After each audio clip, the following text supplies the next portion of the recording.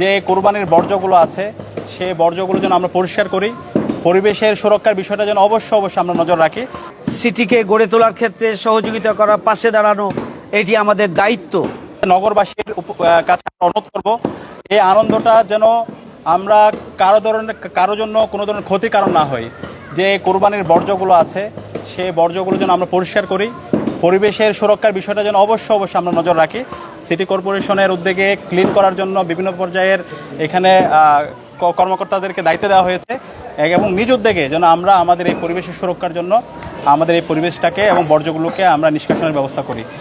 যে আমার যে সামর্থ্য আল্লাহ দিয়েছেন, যে বৈশিষ্ট্যকে সামনে রেখে কোরবানি করা হয়, যাদের জন্য কোরবানি ওয়াজিব, তারা হক আদায় করে কোরবানি করছেন কিনা, এক্ষেত্রে তার খলুসিয়াত, আল্লাহর ভয় কাজ করছে কিনা, ত্যাগ এবং কোরবানির মহিমায় উজ্জীবিত হয়ে এই কোরবানি করার মানসিকতা তার মধ্যে তৈরি হয়েছে কিনা, এটি হচ্ছে মূলত কোরবানির প্রকৃত বিষয়। আমরা আমাদের বিভিন্নভাবেই আমরা অন্য প্রতিযোগিতায় চলে গিয়েছি।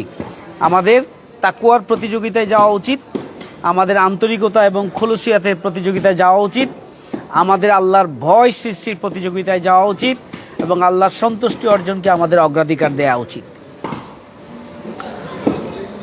সারা বাংলাদেশেই কোরবানি হচ্ছে এবং বাংলাদেশ জামায়াত ইসলামের পক্ষ থেকে এবং ইসলামী ছাত্র শিবিরের পক্ষ থেকে প্রত্যেক বছরের মতো এবছরও গরিব, অসহায় এবং বঞ্চিত মানুষের কাছে ঈদের আনন্দ ভাগাভাগি করে নেওয়ার জন্য আমরা ঈদের গোশত পৌঁছানোর একটা উদ্যোগ গ্রহণ করে থাকি এবং দীর্ঘ সময় জুড়ে এই উদ্যোগের ধারাবাহিকতায় আমরা কাজ করছি। সারা দেশে রাজধানী ব্যাপক উৎসাহ উদ্দীপনা নিয়ে আমরা যারা সুবিধা বঞ্চিত, কোরবানি দিতে পারবেন না, ঈদের আনন্দ ভাগাভাগি করার জন্য এবং তাদের কাছে কোরবানির গোশত পৌঁছে দেওয়ার জন্য আমরা বহুমুখী উদ্যোগ গ্রহণ করেছি। আলহামদুলিল্লাহ। কোরবানির গোশত স্বাভাবিকভাবে গরু জবাইয়ের পরে এখানে বর্জ্য তৈরি হবে। পরিবেশের সুরক্ষা আমাদের দায়িত্ব। নিট অ্যান্ড ক্লিন সিটিকে গড়ে তোলার ক্ষেত্রে সহযোগিতা করা, পাশে দাঁড়ানো, এটি আমাদের দায়িত্ব।